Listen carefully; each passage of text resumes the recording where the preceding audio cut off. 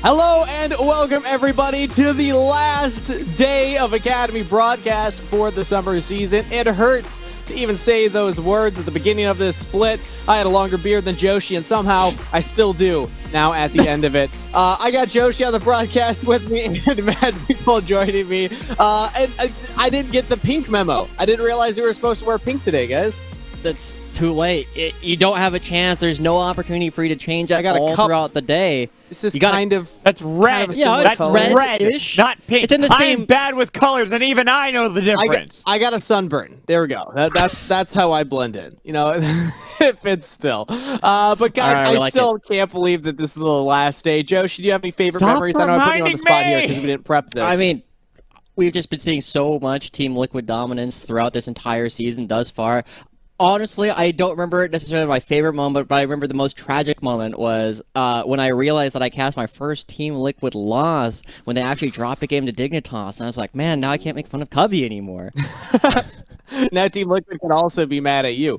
We did just realize before coming on that you have a 0% Golden Guardians win rate casting, so hopefully that's not bad news for them later on today. Magical, do you have any favorite memories so far? I mean, I just love Academy personally. The entire thing. It's hard for me to pick out one big memory. Have you seen Magical's brain? It's too big. He keeps all of the information in there. It's at Galaxy, but honestly, I love Academy. I love being excited for these new players, these players that are developing, even having some of the veterans trying to see if they can reestablish themselves in the scene all across the board. It just makes me excited to watch. And speaking of how big brain Magical is, we actually have a little bit of content that he put together last minute, because of course it's not a final week of Academy if we don't have people staying up to like 3 a.m. editing a video. Mind you, I have not seen this yet, so I hope that we all keep our jobs after this. Let's take a look.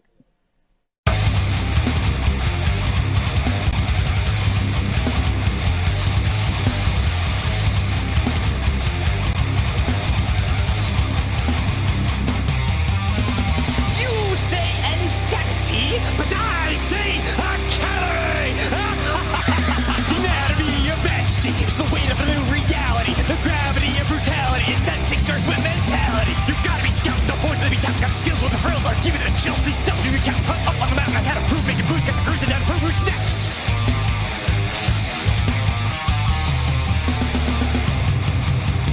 No story will be untold.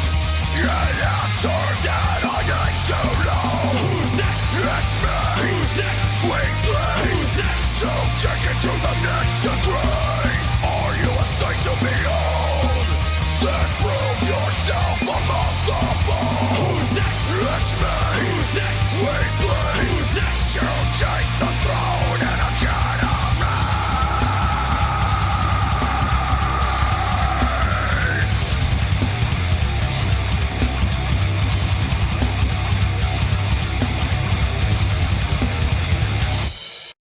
Certified banger status! Wait, that was actually sick! What the hell? Oh, what can I say? I forget all the time that Eric or Deathworks used to make metal music. Yeah. Magical, I gotta say, I'm impressed, right? We normally look to Rafa and Deathworks to make our music, but you got bars, dude. You got flow. I will give all the credit to Eric, though. He really did teach me a lot when it came to finding a good flow and creating good bars. Like, I helped out a little bit with, like, the lyrics. I wrote most of the lyrics for the rap. Mark did help me on that as well. But then when it came to, like, the instruments, when it came to the singing, when it came to most of how to get the flow working, that was all Eric. How many team t-shirts do you own? I only own 3. Oh, so, yeah. Quite a few that you're cycling through. All you can fix that. Yeah, I was going to say, any teams that saw that video, make sure to send Magical all of I your would have worn merch. every single one if I owned every team, honestly. But that wasn't the only content that we made, of course, going into this week, because the theme of today is looking forward to Proving Grounds, and there's actually a little story that we want to share with all of you, so let's take a look. You feel lighter. You check your bag. Spawn, Chime, Instinct, they're all missing. I look over at my my amateur companion over there. Knowing where I can get some more players, I smirk to myself and continue my stride forward. Wait, what? You enter the land of heroes past, the Proving Grounds. Statues to your left and right. Plaques, no org. 100 Thieves, Team Liquid. What are you guys doing? As I get ready, I'm gonna put on my Cloak of Immortals Progressive. Got my chainmail of Team Liquid Honda, Strength, and my Proving Grounds Cap of Domination. I'm ready. Amateur. I have the shirt that a sponsor gave to us 6 months late. It's only part of what they owe us. But, it serves. The statues await you. I want to see the TLA statue. You take a closer look, and as you do, the floor below you gives way. You try to swiftly dodge out. Make a dex check. Okay. Alright, I roll a 13, but also, with my sniper is really good at this video game modifier, I get plus 10 to every dex roll I make, so it's actually a 23. You barely dodge out in time. As the floor gives way, you look down and you see the lower bracket. You open the door and you hear a click. A blade comes across the wall. Amateur, make an athletics check. I got a 20.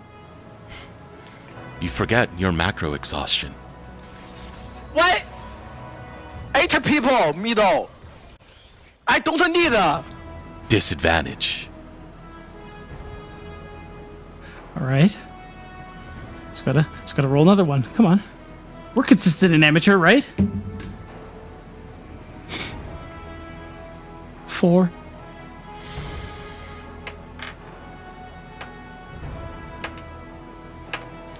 Amateur, you take 50 points of slashing damage as a blade shoots out from the opposite side of the wall and cleaves through your stomach. You fall. I pat him. There's always next year. I turn and I walk away. What do I see as I turn and look? You look up and you see something that looks like an ancient artifact. My Proving Grounds helmet begins to glow with a bright light, and I know I'm on the right way. I want to do a history check and make sure I'm in the right area. Roll. Since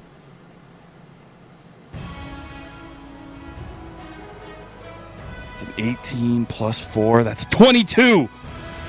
That will suffice. As you look at the artifact, you realize the champions from previous, the ones you called out, this is their trophy. This is the Proving Grounds trophy. What happens next? Proving It's a grounds. spoiler. No, Proving grounds not happen next spoiler. week. I mean, yeah. A cliffhanger. A cliffhanger at the There you go. very end of the video. I can't believe it. Well, the we'll story's have not to- completed yet. We Yes. have Proving Grounds next week. That's when we get the next adventure. Maybe a little bit of spoilers though, seeing the amateur makes it through the plans. Because last spring, of course, that did not happen. So we'll see. We'll see if history repeats You know, itself. at least 6 teams from amateur will get past the play-in. True. As of course, the bottom 4 from Academy and the bottom 4 from Amateur will be going into that play-in stage. Speaking of, let's take a look at the current standings because, as opposed to last split where we had crazy back and forwards and this spider web of all possibilities, it's pretty straightforward this time, guys. There's actually a clear top 6 and then a clear bottom 4. It is impossible for any teams in the bottom 4 to still get into the top 6 at this point, and also, on top of that, it is impossible for a tiebreaker scenario to happen today based on the way head-to-heads are handled and the way tied scores are handled. If you have more 2-0s than the other team, you will win, even if you're tied in overall game score. So it's simple. It's actually like the easiest split that we could possibly have asked for, Magical. It is, but it doesn't mean there's not any hype going into this last day. True. Which is what really excites me, too. It's like, you see, okay, no tiebreakers. I'm a little bummed by that. I always love shenaniganeries that happen around tiebreakers. But I also like when you can go into a last day and be like, there's still plenty to play for. Sure, you kind of know who's... We do know definitively who's top 6, who's bottom 4. But it's about seeding from here, and teams could take it as seriously or not as seriously as they really want to. The Hopefully seeding, it's not that seriously. hopefully not that seriously. The seeding around that 6th to 4th place spot, of course, there could be some movement, like Magical was saying there.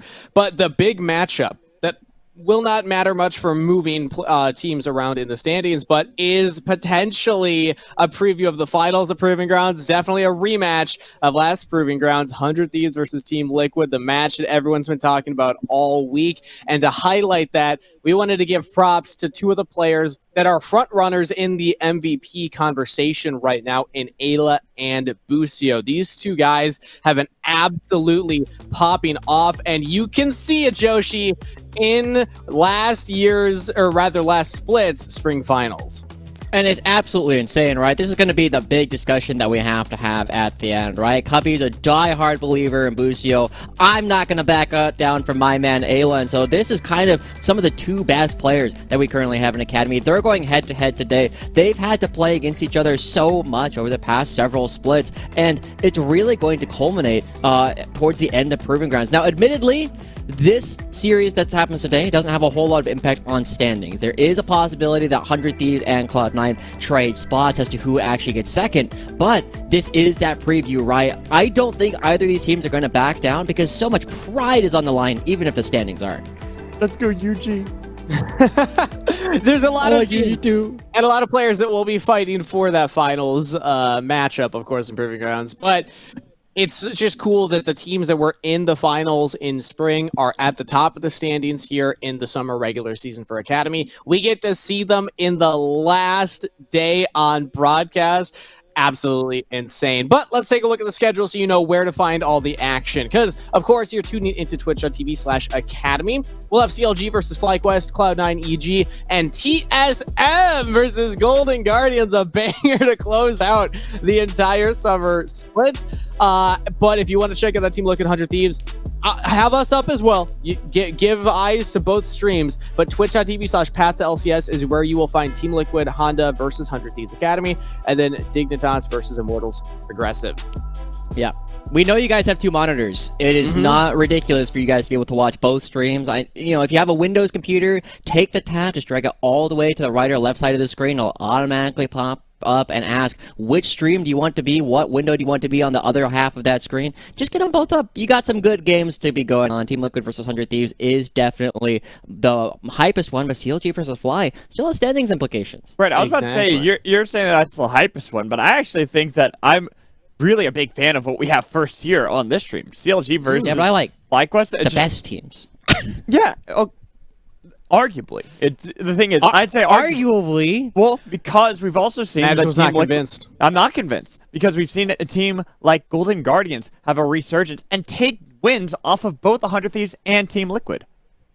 You know, he's not wrong. I thought you were going to say it, but I actually respect it more than the other answers. I will say.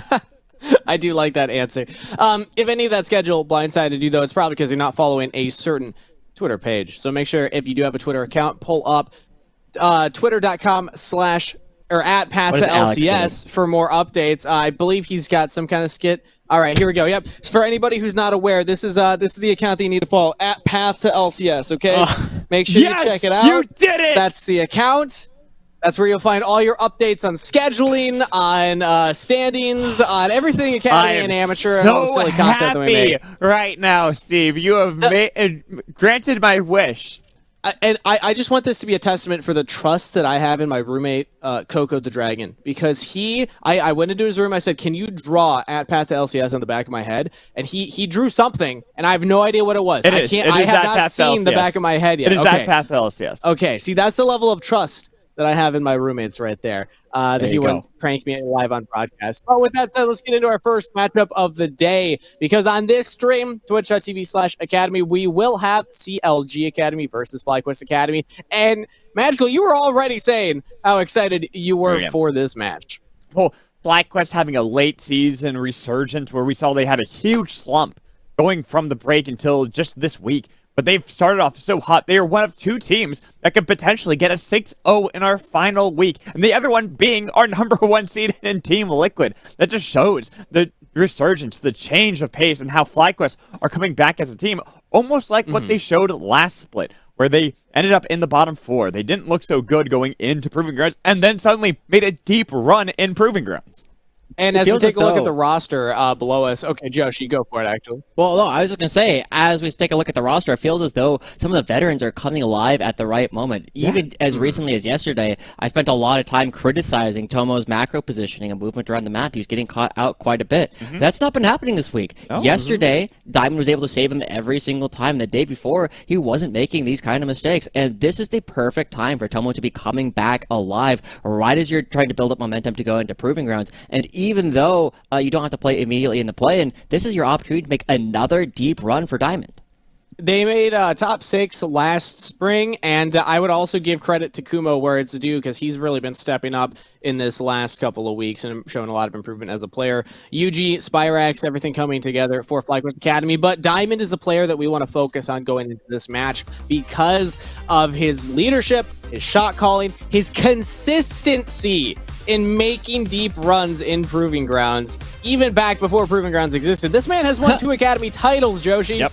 Yeah, this guy has been absolutely stellar throughout most of his career in terms of his ability to move his team around, and I feel as though a lot of FlyQuest's issues so far during the split can't really be attributed to him. He's been playing about as well as you could ask him to, and so now as we start to see them move towards the last parts of last parts of the Academy season, they're trying to build up that synergy. They're trying to build up the same kind of opportunity to play in Proving Grounds that they have had so much success with before.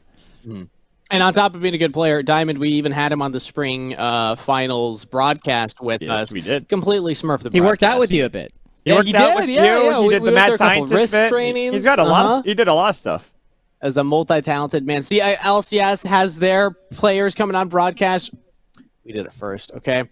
With that said, let's take a look at their... We're unique. Don't worry about it. Let's look at their competition on the day, because CLG Academy, a team that had a very strong spring regular season, fizzled out a little bit in Proving Grounds, and kind of a different story this time around, Magical, because CLG Academy, they no longer have this like top of the standings position going into Proving Grounds seeding. Yeah, and I actually kind of even want to say it's not necessarily that different of a story. It's just a little earlier of the fizzle out because we haven't seen them really play to that caliber. We saw that first week where Kevy stepped in. That's when they looked the most dominant. Gave him Wukong constantly, and he only, I think, dropped 1 game with that champion. But lately, in the past 2 weeks, they haven't looked as confident. They haven't looked as good. It looks like what we saw in the Proving Grounds from the first seeded CLG, where they struggled. So it almost feels like maybe you're getting a little bit of deja vu if you're Triple and Breezy. And But it's Breezy is definitely- the player we want to look at because he's up against Diamond in that support role. Yeah, and Breezy's been having the best split I think we've ever seen him play, right? He's consistently finding these engages. He's being very aggressive, moving around the map, and it's allowing CLG to have a bit more opportunities to look good than they were previously. And now, as we start looking towards the end, it's been interesting to watch, right? Because you called out that in spring, CLG, while they were so dominant in the first round robin, their fizzle out kind of happened at the worst time. Yeah. Teams started figuring them out, and this time they never had that like super top run. And as all their players think back to what happened in Proving Grounds the last time, they want to make sure they don't have a repeat performance. Pretty much. You don't want to have the flashbacks. That's why I said there's a bit of deja vu going on right now. Just earlier for CLG Academy, the fact that they're kind of dropping now in the season, maybe that's also hope for them. They have these games, they're dropping now, they have a little bit of slump, but going into Proving Grounds, they can pick up the pieces, they can be like, okay, this is what we can fix, this is how we'll fix it, and this is how we'll actually get a deep run this time around, even if we aren't a top seed. And I believe that dog stare was meant to be Coach Jews from CLG Academy watching the Also the Proving players. Grounds I was about to say, and Triple chances and Breezy. melt away. All the above. I think we can give it to all of them at that point. But obviously that's the big story for CLG Academy, is failing to live up to the expectation they set for themselves. They had the MVP winner of Spring, Dokla, in that run. Now he's, of course, playing in LCS proper, and here in Academy they got Jenkins. So I just want to continue the conversation about CLG Academy and their form going into Proving Grounds, because that's what today's all about. Looking forward, how far do we think people, or these teams, these rosters can actually make their runs go, and who's going to be guiding that run? So Joshi, when we look at CLG Academy, who do you see as the player that's going to get them the furthest? And also, are you willing to wager how far you think they could actually make it in? I think CLG for most of the season, I know Cubby was talking about it yesterday, and we've seen this throughout the last couple of weeks. A lot of us had them pinned as our 4th seed, right behind Team Liquid, 100 Thieves, and Cloud9. And now I feel as though they are very firmly in that race with Dignitas and FlyQuest as well, who are also having opportunities to try and move up. So I'm going to guess that CLG are probably going to be either definitely top 8, but hopefully top 6. And the big player that I'm really looking at that we already kind of identified is going to be Breezy. He's been looking so strong throughout the regular split. And that one other player that played with him before in spring, Triple, coming back, he's the player that I really want to see step up and prove that he belongs in the same kind of oceanic Hall of Fame that we have players like King, Destiny, Ayla, and Harry in. But I kind of want to just touch on Breezy a little bit because he was initially going to be my MVP nominee. I was looking at him just because I think he's playing the best split of his life right now. He's doing so well despite the troubles that CLG have had recently. He's always looking like the shining light for the entire team. But then you have Busio and Ayla, and it's hard to argue against them. We have so many talented supports in the pool right now. For clarification on the standings right now, CLG are in tied 5th place with FlyQuest. Both these teams are at 18-16 in game record, 6 2-0s, 6 1-1s, 5 0-2s. So this is very important because if you need to 2-0 your opponent in order to jump ahead of them. I'm actually not sure who owns the head-to-head as of current. Actually, the CLG that has CLG. The first 12.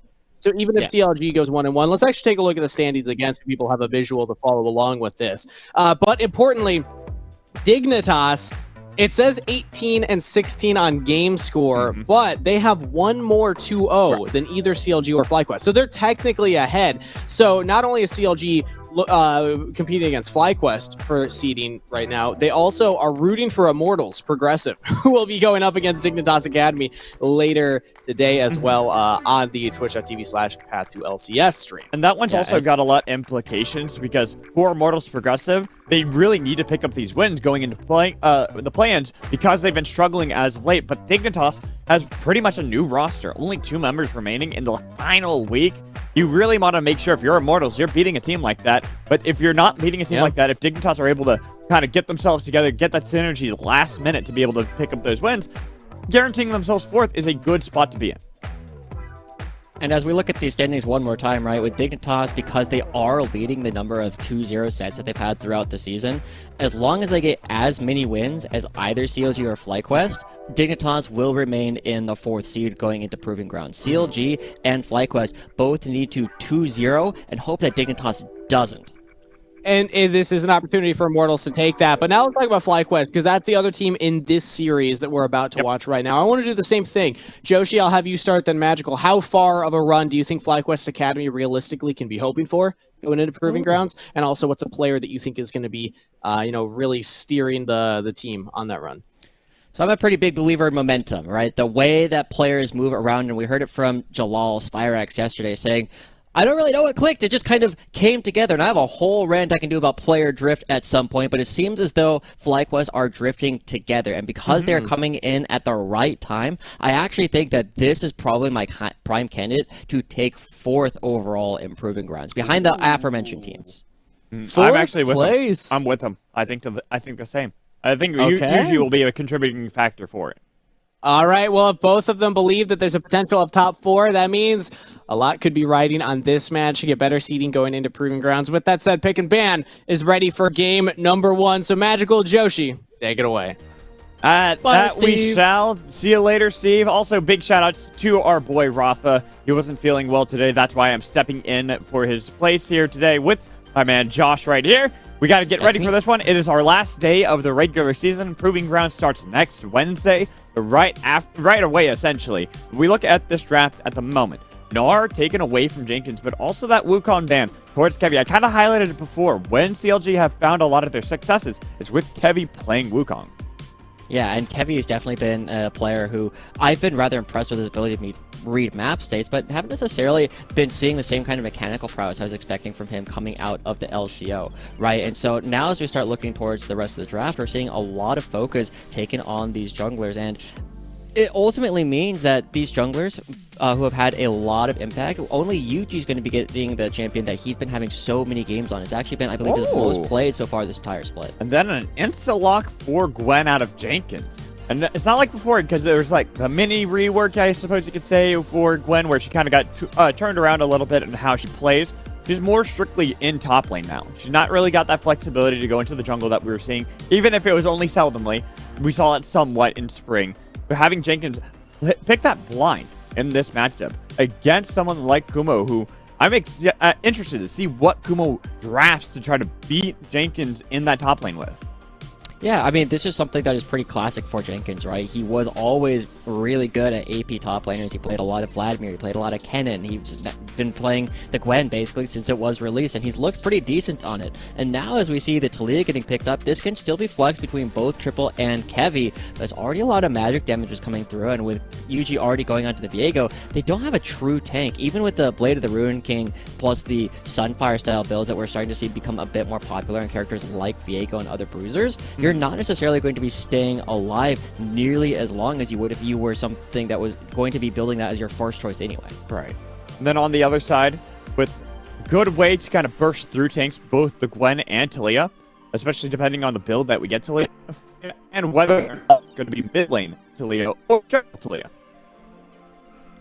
And of course, now that we see the Zeri come through as well, we are seeing quite a bit of magic damage coming through from CLG, right? You have a ton of magic damage. Zeri does do about like 60-40 in terms of like physical to magic damage. And so CLG, they're building this very classic kite back composition. And Magical, I must admit, I'm a little bit disappointed, right? Yesterday, Kabi in particular was saying, I think that today, tomorrow, or whatever you wanted to call it at the time, was going to be the day where we got to see a bunch of nonsense happening. Both these teams are so focused in. They're trying to maintain that momentum. And hopefully, at the very least, we get to see a lot of fighting. See, I was the rare voice where it's like, I don't think it's going to be chaos. I'm usually the chaos guy. Usually, I'm the one saying, it's going to be wild, it's going to be crazy. But I'm like, no, I think these teams are taking it very seriously, especially with the start-off series, where seeding really will matter. For FlyQuest, for CLG. CLG just needs to simply win one game. That way they can at least make sure they are not the 6th seed, because they have the head-to-head record against FlyQuest. But FlyQuest, they're playing for all the marbles. 2-0 will actually put them in a perfect position where only Dignitas then could contest them, but Dignitas would have to also get a 2-0. And so we'll pay attention to that as Dignitas will be playing over on the Path to LCS stream as the second series that they have over there. But looking at the composition, right, FlyQuest, they are looking for ways. The biggest thing that you always have to ask when you see a Zeri on the other side, how are you going to lock down this champion? How are you going to prevent them from kiting you throughout the entire fight? And so far, FlyQuest don't have an answer. There's a lot of tools and a classic combination coming through from CLG as well. The Gwen plus the Xin Zhao, you have two characters who just walk into the front line and go immune. Gwen is always immune, but Xin Zhao as well. You just can't do damage outside the circle. No, but we look at the composition that it has been drafted for FlyQuest, and it is a pretty low-range comp. Ari is not the longest of ranges, same with Aphelios. He's more of a situational, long-range, short-range kind of champion, and then they get a Kayle in this top lane to go against Gwen. And I said this yesterday, whenever you have something like Kayle top lane, the first few levels, 1 through 5, will always favor your opponent. But once you get past level 6 and you start getting more items under your belt, they become too much of a terror for anyone to really be able to deal with. True, and eventually Kayle will just take over this game. We've seen Kumo play it before. That game went very long, and so this is Kumo's opportunity to showcase that he is continuing to play better, right? He's not just sitting and waiting to scale. He has opportunities to be more impactful early on in the game, and as both the Lulu and Renata are locked in for both supports, it's definitely going to be a game where I feel like the mid lanes and the top lanes are going to have an outsized impact on the performance of the game and who actually ends up winning, right? Kumo versus Jenkins, if I just look at this on paper, I'm going to favor Jenkins most of the time as a stronger laner and somebody who has more impact in fights early on in the game. And so kind of getting an idea, like you talked about you're favoring one side over the other, but I'm really just trying to see the elements that kind of work together, but also have a little bit of a synergy with one another. Because I look at what FlyQuest have drafted, and they have a good mid game, especially around the Viego, Ari, and Aphelios. But then they also have this Kayle, the late game insurance, but at the same time, something that really does require some assistance early on, where you normally would want to help assist and get your Aphelios pretty far ahead. Yeah, I definitely see there's lots of scaling elements to FlyQuest, but my big worry, we talked about this a little bit yesterday, was how much agency the FlyQuest roster actually has. You don't have face checkers, right? You don't have anybody who could walk into that bush first, clear out the wards, double check to see if anybody's there, and you don't really ever get one. Eventually, Kayle will have access to the ultimate in order to keep herself alive for a little while longer, but that doesn't solve the problem of you only have that once about every minute or so, and so FlyQuest are really going to struggle to walk into a lot of these objectives, and with the double frontline, the Gwen, Zinja, who can both just go immune, you have multiple people who can just walk in and check. Yeah, that is a good point. There's a lot of people who can just kind of frontline for, I think, both sides, really, because I look at Diego, he's pretty good. I'm expecting more that Blade of the Ruined King, Sunfire build that you were talking about before. But then on the other side, Gwen, Xin Zhao, even Lulu, once she gets level 6, is going to be fine face checking. So, only really yeah, no, it's a bold statement. But we're getting to this game. We're going to get into our first series, our final day of the regular. I'm going to robot later. My internet's acting up weird, but let's get into the game. Uh-oh. All right, I hope we can get Magical back to come back to his full power, right? We already lost Mark. He's not feeling well. If Magical's internet goes out, you're going to be stuck with me all day long. But Magical, if things go bad, we still got Steve Kangas waiting in the wings. I don't remember if Mazel is on the other stream today or not. I think he is. We'll find out. They are Sierra, but we do have a bit more time to kind of focus in on how this game is actually going to be going. And I'm hoping that we're going to get a lot of chaos. There's a lot of damage that both these teams will be able to put out. And as CLG kind of sets up for their line of scrimmage. Yeah, scrimmage. There we go. We figured it out. It's definitely going to be a position where CLG just want to prevent FlyQuest from having any early opportunities to make things happen. All right, I should be back. Welcome back. I did reset everything to try to see if that can fix the issues. That was fast. It's internet issues, you know, it just happens with online stuff, but I kind of did miss. Is it as hot down there as it is up here? It's very hot. Yeah. And remember, I'm in a garage too, so it's even worse. Oh, yeah. There's no air conditioning in most garages in my experience. I have a so little portable unit. That's about it. All right. Hopefully that'll keep us alive for the end of this game or for the rest of the series, the rest of the day. CLG. And me having both of the junglers starting on the bottom side of the map. They will be meeting each other at top side. And remember, Gwen had a lot of her ability to wave clear kind of cut out of her kit in exchange for a bit more damage against champions. And so, for a champion that was already incredibly strong early on, starting at level 1, it's definitely a position where Kumo needs to back up, even though Kayle as one of the best level 1s amongst melee champions. Yeah, good level 1, but it's usually that level 2 that you see where Kayle starts to have a little bit of difficulty, because having more abilities, especially for something like Gwen that can chase down, you see Ghost in the pocket for that summoner spell. It's a rough lane, and Kumo is starting to fall behind.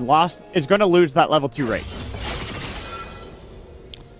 Now Kumo, as he does have to back up a little bit, we are seeing that Yuji, something that we praised him for, is his ability to change up his jungle pathing. He's not been going for all the full clears anymore. Instead, going to be doing red Raptors, Gromp, and then the blue buff, and then you can potentially expect him to move towards the top side of the map. And you already see that pinged out, right? Kevy's ability to read map states has been fantastic, immediately pinging Yuji on the Gromp.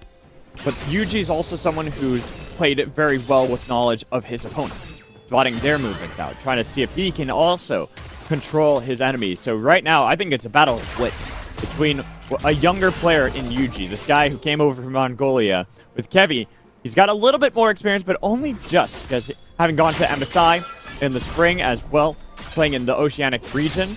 But I think this has been one of his first, if not second years, playing professional. Pretty new. Yeah, it's really new as well. I mean, it definitely feels like a pretty big difference when you do have the opportunity to play on the international stage, but as the two junglers come in contact with each other for the first time, Yuji's winning the first battle of wits. But doesn't usually Xin Zhao win out on skirmishes early against Viego? If they find him. If they find him, but it will be passing ships in the night, as you saw. Yuji went through the mid lane, is actually going to contest that Scuttle Crab take in the bot lane, and Kevy, this time he's not reading the situation right. He's on his Raptors and won't be able to contest against that Scuttle Crab. Yeah, Yuji mixing up his pathing just a little bit. Kevy a little bit slower on his ability to clear, and Jenkins, ooh, good damage. This is what we talked about, the difficulties you have 1 through 5. As Kayle in lane, Sakumo taking a reset. We'll have to be careful, though, with the lane pushing back towards him. He has to TP back into lane so he can catch the wave. And so far, this is something that Jenkins has been quite good at, right? He's not necessarily been known as somebody who gets a ton of solo kills or somebody who plays really heavily towards his own level 1, towards his own laning phase, like players like Darshan. Instead, Jenkins is the kind of player who is happy to take the laning phase relatively calmly and just create pressure so that he will have a lead when it actually comes to the team fights. And he is so good at finding these flanks, at finding opportunities to come in from the side in order to make the rest of his team have so much space to play with. We turn our attention back into the mid lane. Both players pretty but with one having TP, that being Spyrex, it's a little bit easier for him to catch this wave, reset afterwards, and TP back in to get a little bit of control away from Triple, who's been pretty much owning and pushing every single wave thus far. Yeah, I'm curious what you actually think of Spyrex and Triple Magical, because when I've been seeing these players, right, I feel as though Spyrex, he has some insane pop-off games, right? Oh, yeah. But I also feel as though they're not very consistent, right? The times where he has really good games are matched by the number of times where he just kind of doesn't necessarily have a game, right? He just kind of logs a champion in, he walks onto the Rift, and the rest of FlyQuest are really doing most of the work. And Spyrex, I mean, some of the champions that he's been really good at have been like the Akali, the Ahri, that he can really find targets on it. Heavy, looking for the dive onto Kumo. Perfect time to go for it. Not even level 6. The bounce around with a 3-talent strike. But they've dove for a long time. It's a kill from Kumo! Kumo! He turns it around. But it now is Jenkins trying to see if he can do that same thing to Yuji. But he's in danger. Flash in. Snip, snip. Not enough with the needle work either. So Yuji will claim victory. Huge win coming in from Kumo, immediately turning around the dive and getting that first kill allows Yuji to join in the fight and just stat check Jenkins from that position. FlyQuest already coming off to a big win. I can't believe that Kumo survived a sliver of health. Let's look at this and see just how low Kumo gets. Yeah, I mean, the big thing was they spotted out Heavy immediately, so Kumo was expecting this dive to be coming, and the very quick flash just means that Heavy has to flash as well. He can't flash to get out, and just getting caught out. There's so much execution damage coming out from CLG. That's just crazy. It's crazy how low Kumo got. Of course, he does die.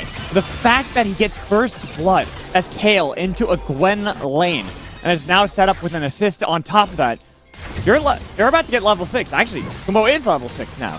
So this is where we talked about things starting to slowly turn in favor of Kale. And remember, Kevy is the player who's so good at reading map states, but it's Yuji who is outperforming him right now. The Mongolian rookie, like you said, having so much more control on the map. He's gotten both Scuttle Crabs. He's gotten a third one for himself. He came in for the counter gank. He grabs the first dragon. Yuji, I mean, he was one of the players that you were kind of alluding to as somebody who could be in the conversation for most valuable prospect. And for a player in his rookie year, a player who is still trying to adjust from coming in from solo queue, he's been so strong. A player that also played on 300 ping in several servers to hit challenge. This guy has so much talent behind him. That's why, honestly, I wouldn't be opposed to having him as my vote for MVP for the split, just because the glow up he has had from spring to summer has looked immense. And you talked about Spyrex, how that lane with him against Triple will go. Well, I feel like Spyrex is always able to pop off when he tags up with Yuji. These two players play so well with one another. When they have those opportunities to move together, it is very exciting for Spyrex and Yuji, two relatively young players, right? Spyrex coming in from collegiate, Yuji basically coming from solo queue, and now, you know, just as we were talking about before, right? The veterans, the relative veterans, Kumo and Tomo, finally having this resurgence towards the end of the season, allowing FlyQuest to look so much better than they did in the first half. And now Yuji coming top lane. Trying to look for the play again out of Jenkins, but with the Holy Grounds burn, Needlework gets a little bit of damage, but you don't even have the Leeching Leer, so kill again for Kumo. FlyQuest just finding another one as Kumo gets his pretty big lead. He should be able to take control not only of the late game, but already starting to take control of the side lane relatively early on. CLG, we were looking at Jenkins as our primary win condition, but now we have to turn our attention to the bottom lane. Breezy been such a big performer, but he's on a Lulu. He doesn't have that much agency. Usually when Breezy's the one setting up the fights is on things like Rakan, things that can engage. Even the Alistar has been a great champion for him, but Lulu, more about building up members of his team around him, building up Meech, even trying to see if he can set up Heavy. We haven't seen any attention into the bot lane so far, and this has given ample opportunity for FlyQuest to find those wins topside, get themselves a Dragon, get themselves Rift Herald. So they are doing excellent in these early stages of the game, and this is where I said it. I was a little worried with how disjointed it seemed their team was, depending on how they play. Well, they've made sure they set up Kumo. Yeah, I mean, it's definitely CLG has kind of struggled in the second half of the season, right? In the second half of the summer split, because, you know, they've had a bunch of players come in and out, right? They started the season with Luger, then they had Mash, and now they're finally settled on Meech. They started with Rosethorn, and then now it's back into Kevy. Jenkins played most of the time, but, you know, he got hit by a car, and then Doklo was the one playing for him. They've had a lot of roster changes, and it feels as though, you know, you can call it player drift, but something hasn't been working out quite as well for them. Perhaps one of the big shot calling voices that they were relying on in players like Luger and Dokla is just no longer there. He's got a little bit of damage back onto Kumo, but Kumo has to find an intervention. Does not pop it just yet, despite how low he was taken in that fight. And Jenkins can't really go aggressive at this point either, right? Even though he's got plenty of HP, Kumo with the ultimate will nullify anything that Jenkins actually tries to do. And that's why Kevy's coming up top lane so that Jenkins can be more aggressive and fix the wave. Kumo, you're overstepping. You got to be careful. You have to expect that Kevy's there does not dodge away from the wind becomes lightning, but looks to turn it around. But a nice free talent strike could knock him up into the air while bot lane. When did Wild Growth get popped out of Breezy? Same with the heal cleanse.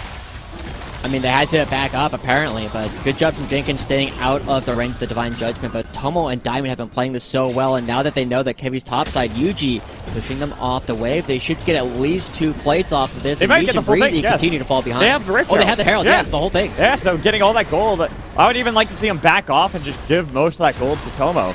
Tomo... Too late. Yeah, it's too late. But when we look at how Tomo has been turning around, he kind of did have this big slump in the middle of the season. Where it just it wasn't the Tomo we were used to. The Tomo we had grown to love. We see now, back on the traditional marksmen, things like Aphelios, things like Jinx, is really where Tomo has been coming back into that insane carry position. But now, I gotta interrupt myself. Oh, triple. Triple is here as well, but the flash comes in from Kumo. He's just solo diving. He's looking for the kill onto Jenkins, and he'll take one with them. It is a trade, 1-for-1, but he gives nothing to CLG. A huge tempo loss coming in for CLG. They come in to make the play, and I even started off asking, like, what is going on? Jenkins, what are you doing here? You can just get run down, and Kumo proved us right as CLG. They devote Kevy's time up here, they devote Triple's time up here, and remember, we already saw Meech and Breezy struggling. Now they have no turret to retreat to. Oh, Meech. He's too far out, and he does not have Breezy with him. He's mid lane. So they've got the root, they've got the stun, jump over the wall, but guess who's there? It's Diamond to make sure you got no escape. And it just feels as though FlyQuest are just playing on all cylinders, whereas CLG, they only have Jenkins, and he's kind of gotten beaten up. This is a matchup that's supposed to be quite a bit better for CLG, and now Kumo, as somebody who has a lot of success in the late game, who has been feeling a lot more confident recently, he's got 3 kills. He's doing just fine, already level 9 on the Kale. Level 9 on Kale, and you know, when you ever see a Kale lane, you're always counting to level 16. That's when you just become impossible to deal with. It's like Kassadin. But level 11 is also very powerful for a Kale, because it's a lot more consistent when you have your range and that true damage you're able to provide. Yeah. And now, as we rotate Kumo into the mid lane, which almost gets a plate, but more importantly, FlyQuest will be picking up the second dragon of the game. They have the Hextech Dragon, they have the Infernal Dragon. That's a lot of extra damage that they're going to be able to have during fights. And with the Cloud Soul coming through, it'll be an opportunity for FlyQuest to be incredibly fast. CLG, you know, Meech just kind of gets caught here, not recognizing that so much of CLG tempo is from topside. Pyrex, Spirit rushes away. It will survive, but when we got back to live, it was a little bit thrown at the top side of the map, since you now have the mid laners in side lanes. You're getting that 1-3-1, and I understand that for CLG. Triple on Tilium, great at roaming around the map really quickly. You even have Gwen, who normally in a side lane, something that you consider an absolute terror, but it's up against Kale still, and is still not getting that lead, even though there is the mythic lead for Jenkins. And while he does have the Mythic, he will, you know, he'll be okay for a little while longer, but we gotta ask where the win conditions are for CLG. Originally, we said that they were a kite back composition. They had the face checkers and they had tools, and now they really have to force I was about to say Team Liquid. They have to force FlyQuest into these positions where they are uncomfortable, where they can't walk in. But when you have so much damage, it feels like they can kind of do whatever they want, right? Meech is not going to be winning DPS checks against Tomo or UG or Kumo, right? He can't really hit. He has to rely on playing this range, but that's not how Jenkins and Kevy want to play the game. No, plus you have Renata Glosk on your team, so when you try to play up like that... Glosk? Glosk. There you go. What did I say? Glosk. Glosk. Glosk. Good luck to Glosk. We're saying it with... Definitely sounds more Eastern European. Yeah, that's what I was kind of going for. Oh, Yeah. we're not the Glosk.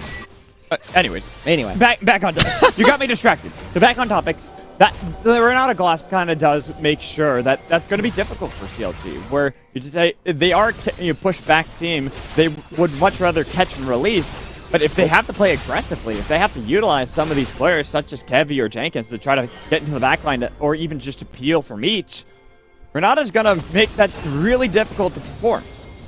Exactly, right? Meech is kind of the one person who you're looking at who is this big scaling threat on the side of CLG. And while he does have range, it's very difficult, right? I already said that Breezy doesn't have a lot of agency. What I meant by that is he doesn't get to make a lot of proactive decisions. Right. He doesn't get to have a lot of opportunities to make his opponents uncomfortable unless they do things first. They're very powerful reactively.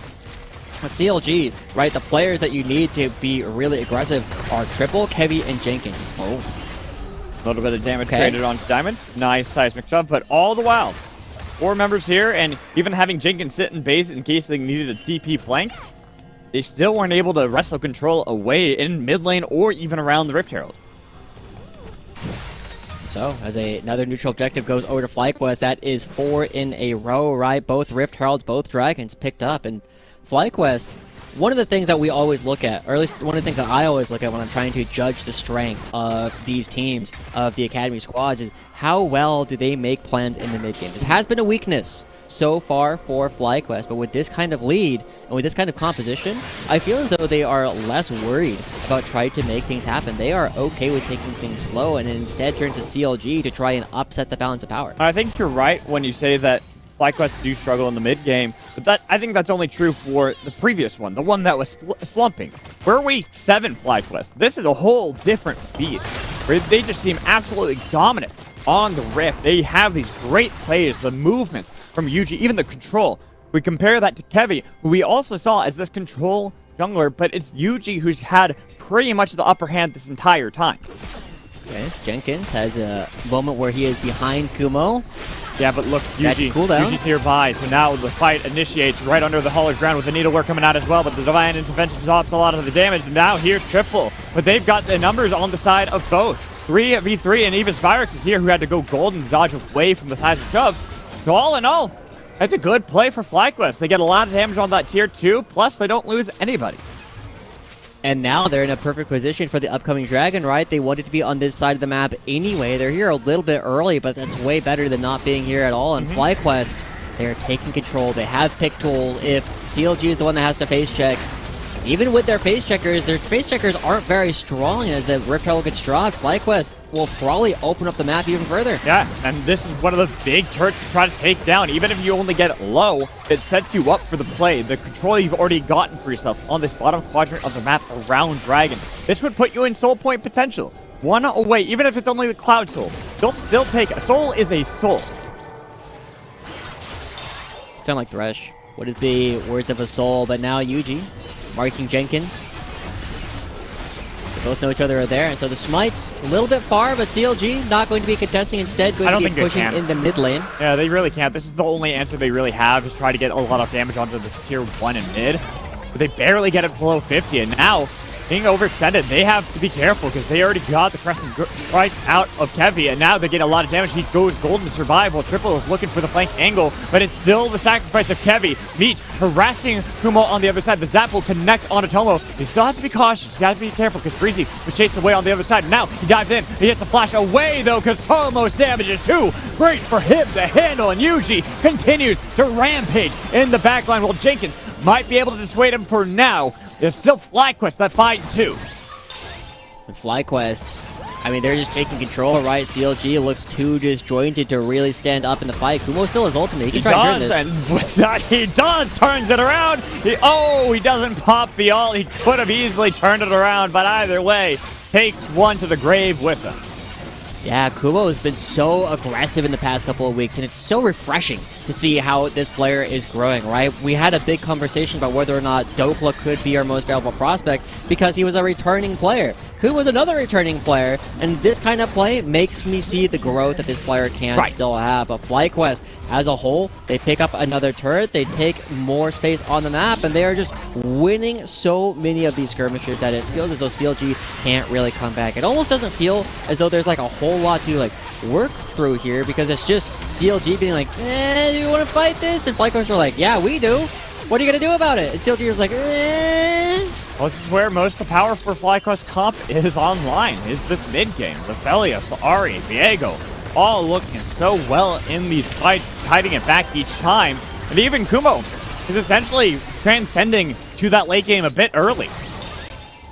oh yeah, already so far ahead on this Kale from what he's expecting to be, right? The thing about Kale is when you pick these champions, you should be expecting that you don't do anything for the first 10 minutes of the game. Right. And he got a kill and an assist when Jenkins and Kevy dove him, so suddenly CLG, the primary way into the game, is already gone. And we credited Jenkins earlier in the day, right? When he was playing on Team Liquid, when he was playing on CLG LCS, he was a player that was consistently looking for ways to find these flanks and manufacture strong team fights later on in the game. And he's the only one on his team who has any money, right? Yeah. Everybody else is not able to perform. Everybody else doesn't have the gold, right? 2,000 gold lead for Tomo over Meech. In the mid lane, Triple isn't far behind, but it's just because Spyrex might be the person who's had the least opportunities to pick up kills. And it's rough for me to even think of a backup plan for CLG, right? Because the backup plan would usually be if Jenkins has the gold, put him in the side lane. Split push. That's a way to get back into the game, but then you have to deal with a Kale who can just, with Viego, they're, what is this, 21 minutes into the game, and they're soloing out Baron, essentially. It's just a duo on it. Yeah, you solo with your friends, right? And they're going to be able to pick it up. CLG have Well, it's no a duo. idea. It's a duo. It's not a team effort. It's just two of them. You know, you're soloing the Baron with your friends. It's easy. With Frenda. Friend. Yeah. No friends. You know. Frenda. You do it with your bud. Mm-hmm. Just hanging out, hitting some Barons, and so now CLG. That might be it, right? Like, CLG, it feels as though their composition does not have the tools. They can kite back if FlyQuest go too aggressive, They're but too far FlyQuest behind. also don't need to engage all that heavily. Here comes Spyrex. But they are engaging nonetheless. They see Kevy out and want to make sure that he cannot flash away and take a kill for Spyrex. Teleport comes through, right? Spyrex finds that charm. They find the stun. They prevent it from getting over the wall. Diamond yet again showcasing his prowess as a support in FlyQuest. With a minute left until the Dragon Soul. The soul is a soul. What is the worth of a soul? You know, in League of Legends, it's about 4,000 gold on average. But FlyQuest, now they just have total control of the map, right? The split pushers that you were talking about for CLG are just not able to stand up. And I feel as though we are very rapidly approaching the spot where FlyQuest are going to be securing themselves a 5th place spot. 5th, maybe even 4th, depending on how the Dignitas match goes. But this just shows the resurgence they've had after quite a long slump in the season. About 2.5 weeks. They were struggling. Week 7, the final week before Proving Ground. They have stepped up and they are looking so clean, like they could easily contend to be one of our top 4 teams in Proving Grounds, if not even further. Well, let's not get too far ahead of ourselves. I Other teams will! are pretty darn good. I'll get too far ahead of myself. You can't tell me how to live my life. Well, we'll see. For now, they still need to close out this game as they get another turret, 2 more kills, effectively going over to Kumo. And CLG, they've lost so much of their map pressure. They're losing opportunities for Kevy to farm. And Xin Zhao, not exactly a strong champion known for his late game. Ooh. Oh, wait. He only has the one They're item trying. anyways. Now it's fire. Ooh, they're Spirit trying. Rush away. Spirit Rush again. Gets back to the team, and guess what they got? They got the soul, and they popped the battle song. They're looking to re-engage that battle, even though Spyrex is down below 50% health. they can chase them down. They've got Baron on their head, so if they want to, they can get the minions, but instead they want the kills onto Kevy, who dives back in, Crescent Strike, but he'll fall to the hands of Yuji. From Mongolia here to Academy, dominating, while Jenkins, only one with Bank, will die, and the bailout is enough for Spyrex to survive. And FlyQuest, they are just in total control. Yuji is still trying to lead the charge. I think that should be it, but Kumo still has ultimate. They want to try and make another play. I feel like they can keep pushing. They got Baron. They want to utilize this before it times out, so if they can take one more structure, this being the mid lane, it would be wonderful for them. But they instead want kills. They're hungry. They're hungry and thirsty for those kills, and they take a turret with them, even if Kumo died. All right, getting a little bit too hypey, and now Meech has an opportunity. Yeah, they might be too hypey, but Tomo, he's in a good spot. He's got Bloodthirster, the flash away from Meech to survive, while Diamond looks to get a little bit of damage with those rockets. Is usually almost taken down by minions after that zap. Heavy gets a little bit of movement speed too from another battle song on the other side, but unfortunately, it has to be disengaged. FlyQuest come out on top with everything to get themselves an 11k lead. It feels as though the only time CLG are picking up kills are when Kumo goes too far forward and decides to trade 1-for-1. Even here, where Spyrex almost goes down to Jenkins, right? The bailout is there, and there's no opportunity to even finalize that kill. FlyQuest, they're just playing so much better. They're playing so much more confidently, and it feels as though this has been the difference between their ability to be aggressive and win these games and just not have opportunities to play. But yeah, we see it here again. Kumo goes forward. He decides, I am 1-for-1, and you cannot stop me. And CLG are like, oh, well, yeah, we can't stop you, but at least we get the kill on the backside. No. Flash forward. It's an aggressive He's literally summoner. all 5 of their deaths. That's actually kind of funny. I didn't realize that. I thought it was a bit of a hyperbolic statement. He's literally all 5 of their deaths. Yeah, I thought it was in too. the 1-for-1s. Now Yuji getting the exhaust coming out of triple, but nice buffer by Yuji. Yeah, good buffer, making sure he doesn't go down. Exhaust used by triple. So now FlyQuest, their one issue might be actually trying to break into the base, right? They don't have the Baron anymore. It doesn't spawn for a minute and a half. And so the game might slow down for a little while FlyQuest try and figure out how they're going to be opening up the base, how they can create pressure on the lanes. Oh, no, Breezy. Flashed away. They can dive him. Doesn't even bother using Wild Growth. Well, that'll do it. That's going to do it. I was waiting for the Baron as well, and just one little pick onto the support. Jenkins is now forced to try to see if they can fight around this inhibitor before it falls. With Spyrex on the other side looking for the charm. Who does he want to connect it onto? It looks like Kevy's going to be charmed. Even the Crescent Strike cannot stop the unstoppable Yuji.